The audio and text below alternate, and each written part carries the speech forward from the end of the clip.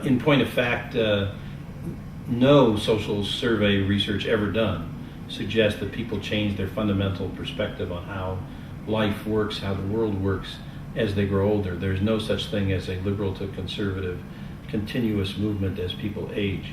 When boomers were growing up, even though many boomers like to think of themselves as a very liberal generation, with the civil rights movement and the women's movement and so forth, the fact of the matter is that there were twice as many boomers who joined the Young Americans for Freedom on behalf of Barry Goldwater when they were in college as those who joined the Students for a Democratic Society and came clean for Gene.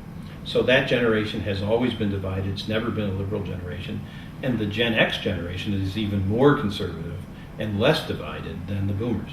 So this is the first generation we've seen where, in our survey research data, done by Frank and Maggot Associates, by the way, the actual number of people claiming to be liberal, self-identifying as liberal versus conservative among millennials, the first time we've seen a plurality in favor of a liberal definition as opposed to conservative definition. And another example of how a generation sticks with its attitudes and beliefs and behaviors throughout its entire life, as we pointed out in our book, Millennial Makeover, when you look at the GI generation, which was the descendant, the civic generation of its era, in 2004, there were only two generations that gave a majority of their votes to John Kerry, and that was the very young millennials and the very elderly GIs. All the generations in between voted for a majority for George Bush.